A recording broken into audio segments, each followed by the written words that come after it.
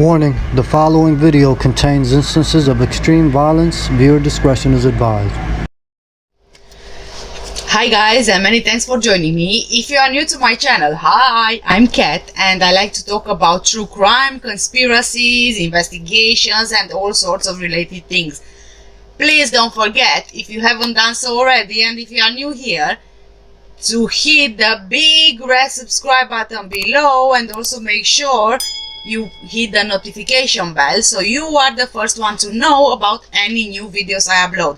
For my returning subscribers and viewers, I would like to thank you all so much for all those lovely comments I always read from you and the continuous support you are showing me. This is what keeps me and my channel going. Thank you so much. I'm hoping you had a lovely and loving, with love is in the air, Valentine's Day. Today I want to talk to you about a really sad story, and this is the story of Junko Furuta.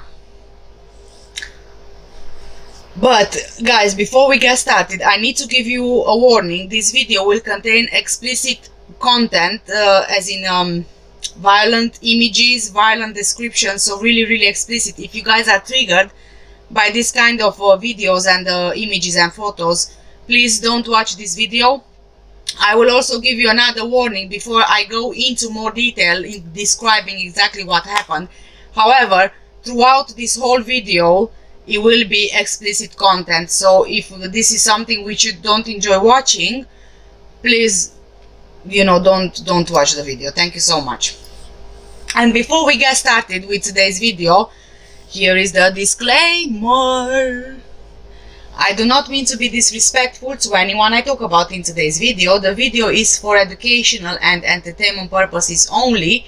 The information I collect is from the internet. I compile this information, make a video, and from this you guys are more than welcome to draw your own conclusions. Thank you so much. High school is supposed to be the best time of your life. You meet new people, make lifetime friendships. Maybe high school is where you meet the love of your life. And the best thing, you excitedly look forward to prom and hearing the last bell. At least, that's how it's supposed to be, right? But for Junko Furuta, high school ended in the most horrendous way, when her life was taken away too soon. She never got to experience prom, and she never got to grow up and experience life, love, or even have a family. It was all taken away too soon from her. This is the story of the concrete-encased high school girl, Junko Furuta. And this is something out of horror movies. Junko was born on the 18th of January 1971. She was a beautiful 16-year-old Japanese young woman attending Yashio Minami High School in Misato, Saitama Prefecture, Japan. She worked part-time during after-school hours. She lived with her parents, her elder brother, and her younger brother. Prior to her abduction, she accepted a job at an electronics retailer, where she planned on working after graduation.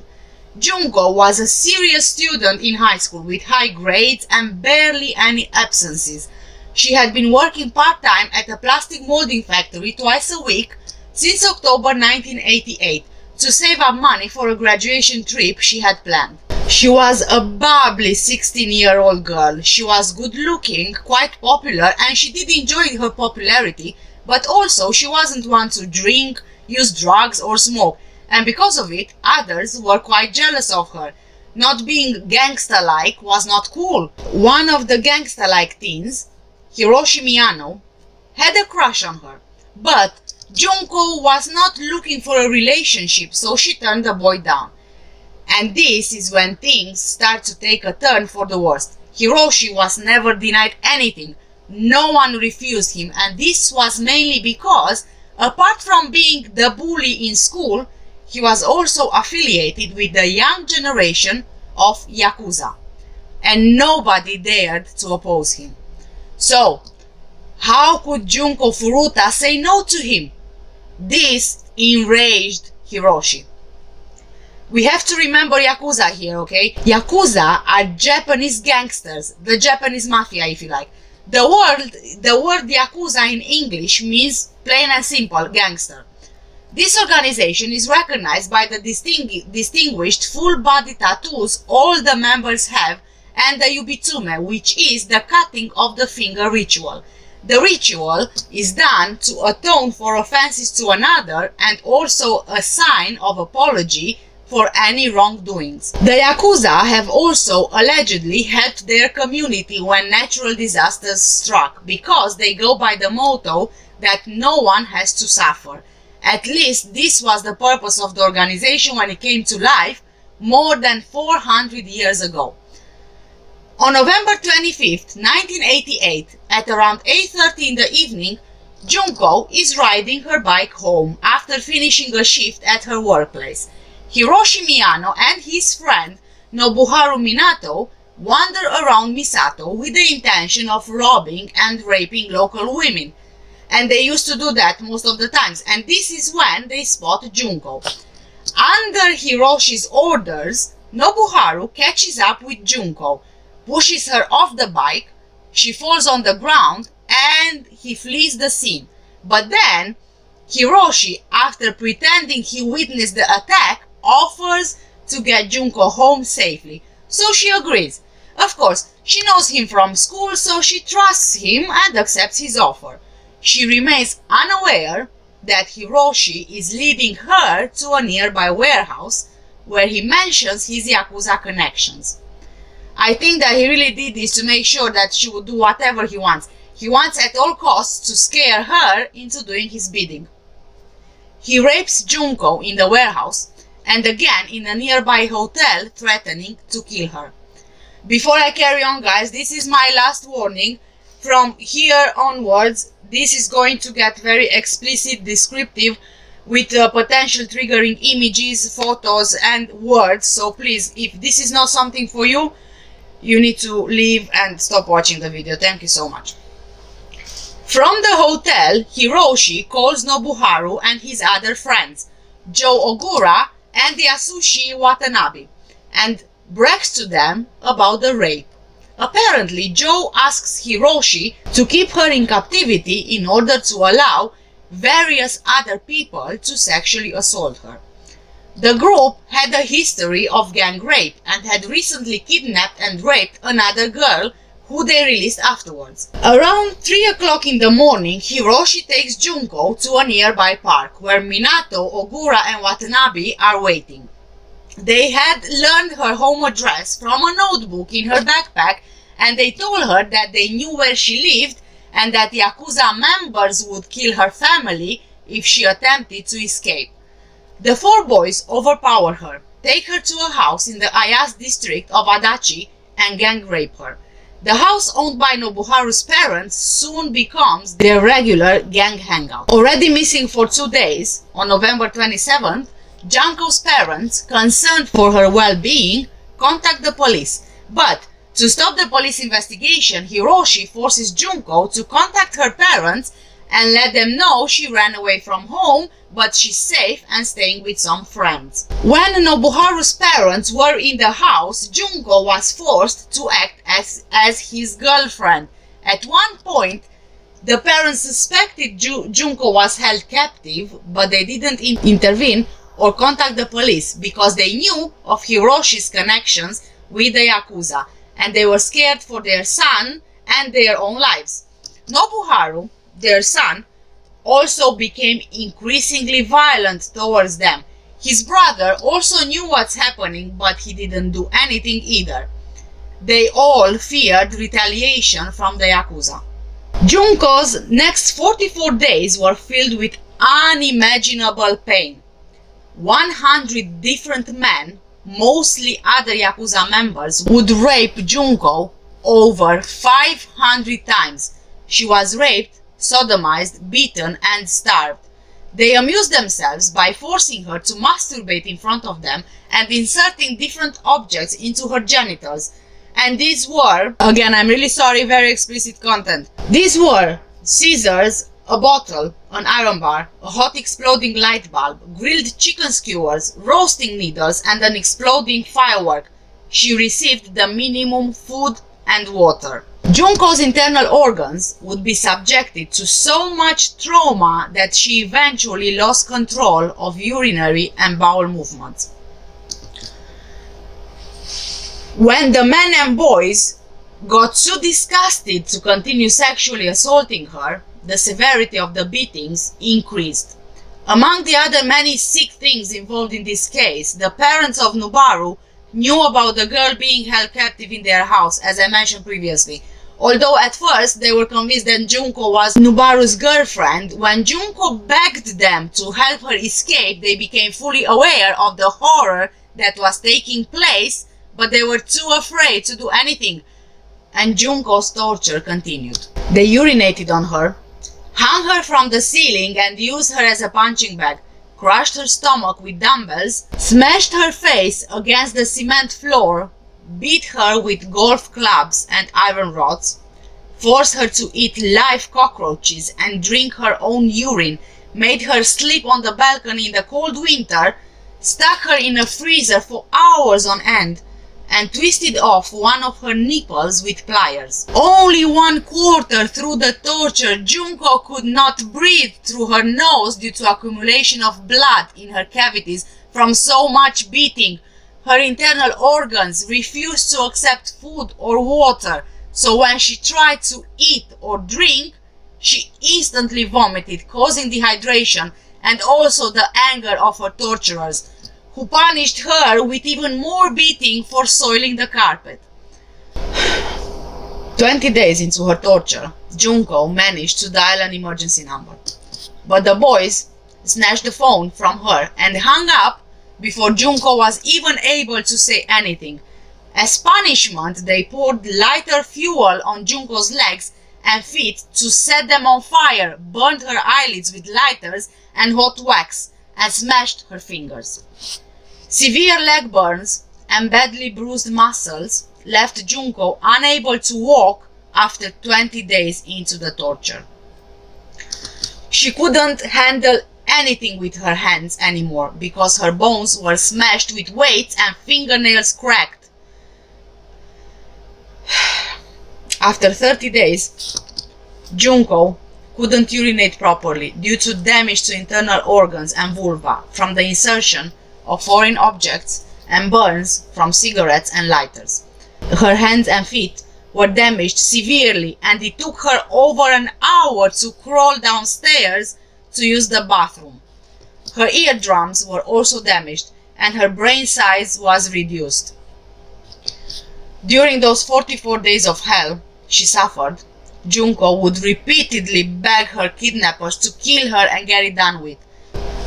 One day, a boy who participated in one of the raping sessions felt guilty, so he told his parents what they've done. His parents then called the police and sent them to the Minato household. When the police arrived, the Minatos acted surprised and said they had no idea what they were talking about. The Minatos even went as far as inviting them inside in a ruse to show they had nothing to hide. Foolishly, the policeman decided it must be true the Minatos were not guilty, especially if they were inviting them in. So they just left the house without even searching for Junko. Oh, some police, my God. Honestly, if those police officers went inside at that time, I seriously believe they would have saved her life. This is a huge mistake from the officer's side, which potentially cost Junko her life. If only they had gone in, they would have seen Junko's injuries. They would have noticed the state she was in. And they would have been able to take her from there. She could have been saved. Only if those police officers went in. On January the 4th, 1989, the boys challenged Junko to a game of mahjong.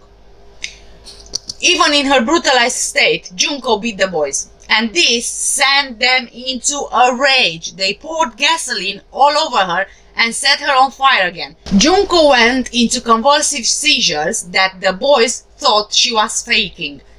She died a few hours later. Although at that point, even if they would believe her, I don't really think they could have saved her life. I think her injuries were really too extreme for her to recover from.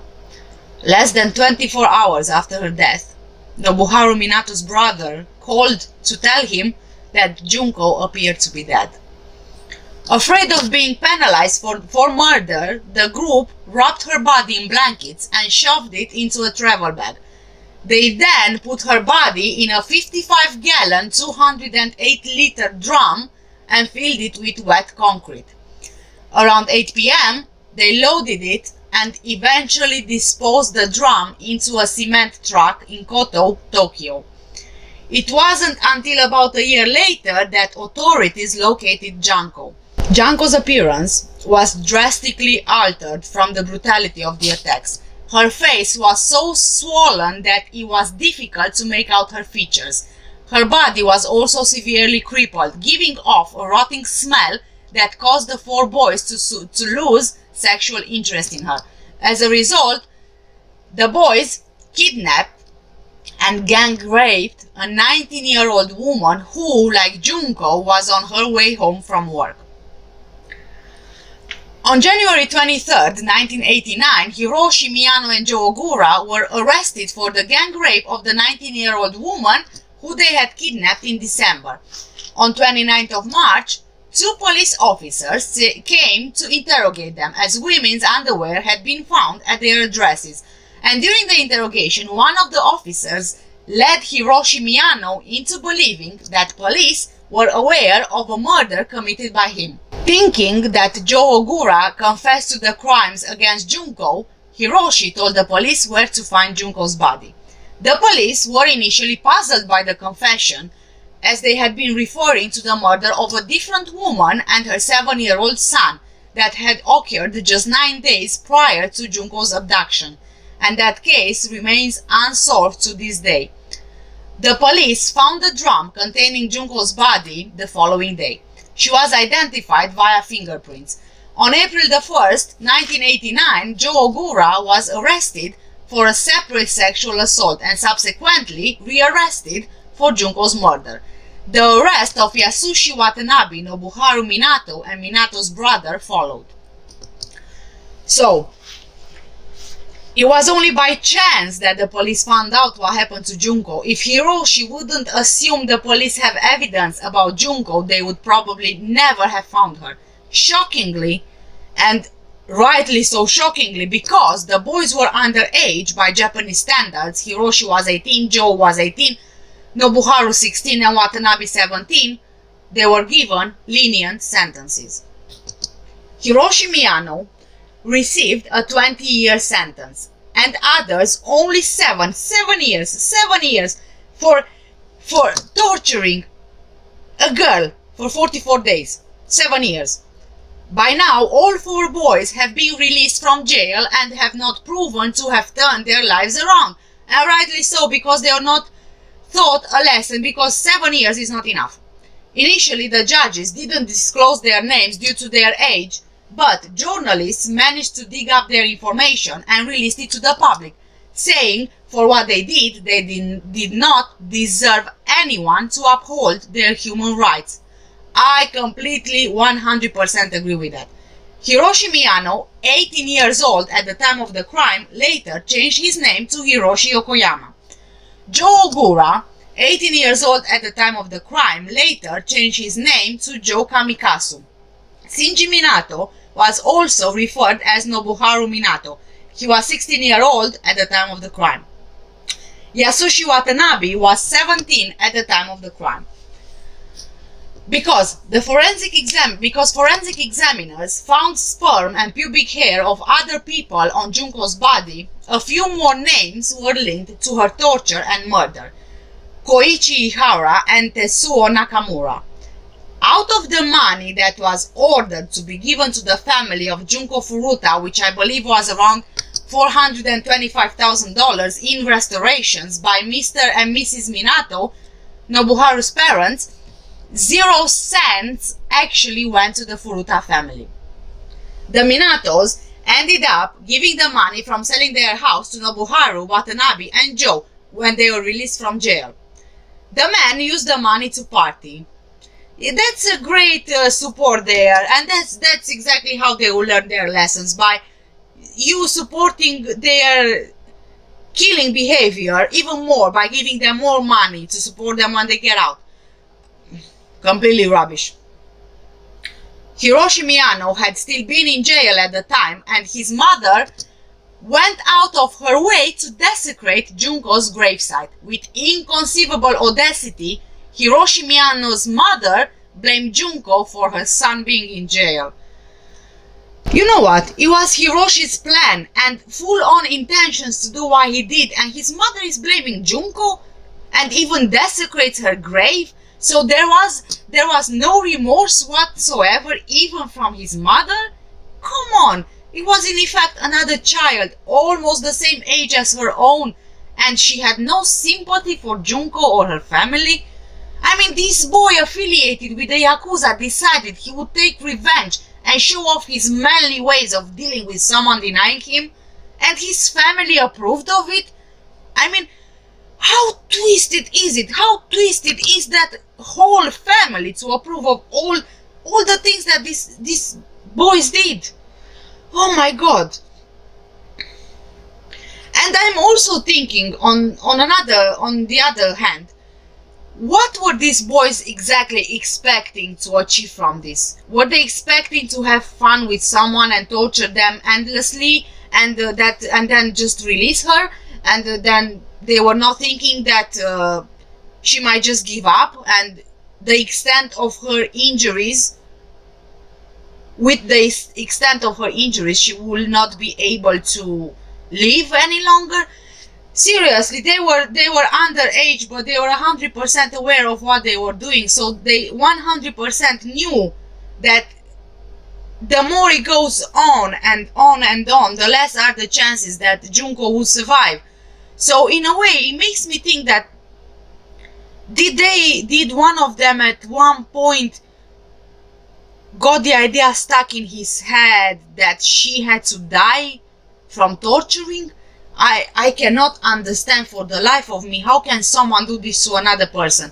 It's just beyond me. It's beyond me. And to do it for fun and for boredom and to prove yourself, and because someone said no to you, is just disgusting. It's no. Was Hiroshi's goal from the beginning to torture and kill her for revenge? Did they just have too much fun enjoying themselves and they didn't want to stop? I mean, we know that we know that they used to rob people, well, women, and gang rape women, but they let them go. So I cannot understand why exactly. What happened with Junko? Was it really just the fact that she said no and it hurt his pride, Hiroshi's pride? And all the others just joined in? Why? Because they were scared of his Yakuza ties? Or was it because they were just enjoying it as well? I cannot understand. I cannot understand.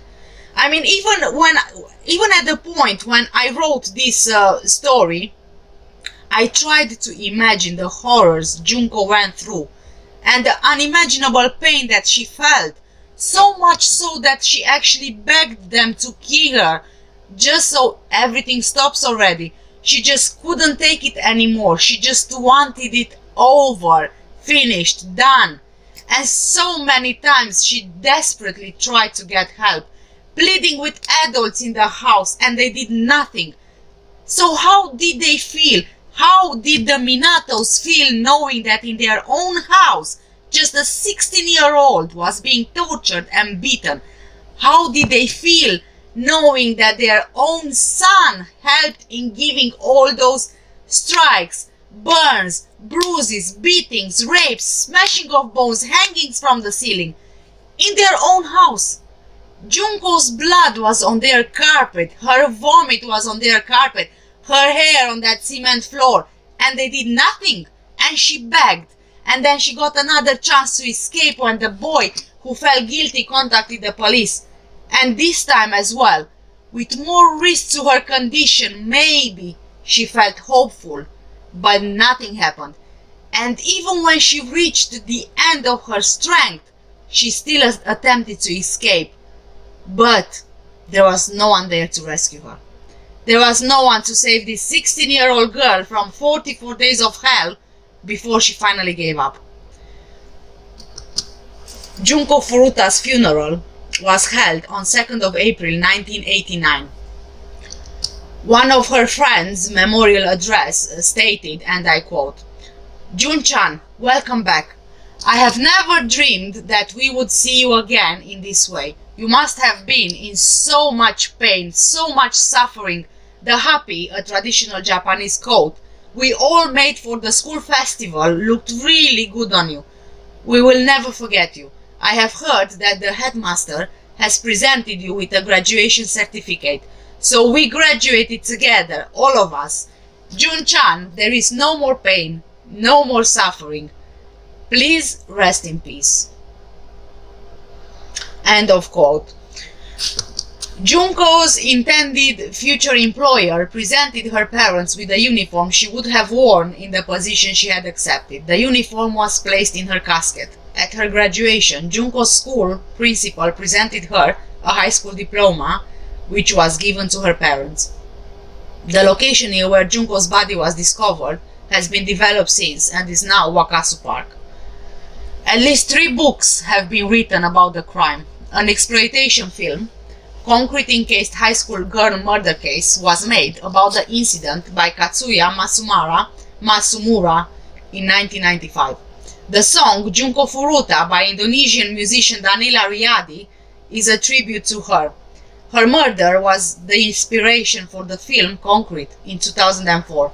The song 44 Days by musician Mr. Kitty is also about the incident, despite the title having the incorrect time frame of Junko's captivity, where she was really held captive for 40 days. Thank you so much, guys, for watching today's video. Please don't forget to subscribe, like and share this video. And again, thank you so much for watching. I don't have any more words. It's just horrifying, really.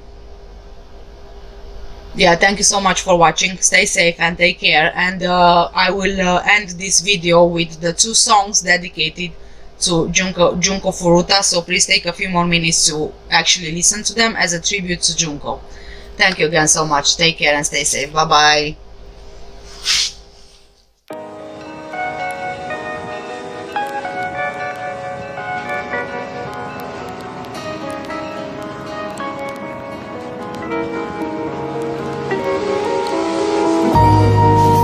Of radio November,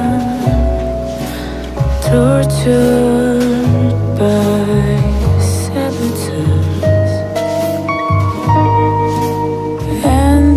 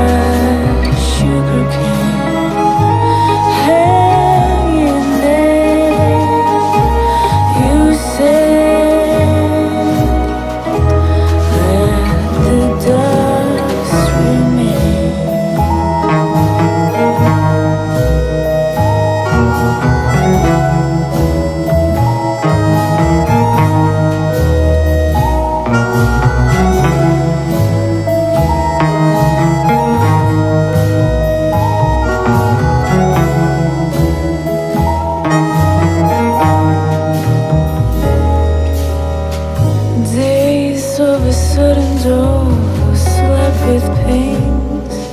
The last parlors crawled in bloody sheets.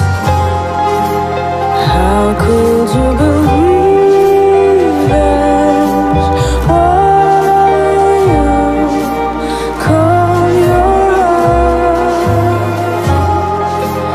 How could you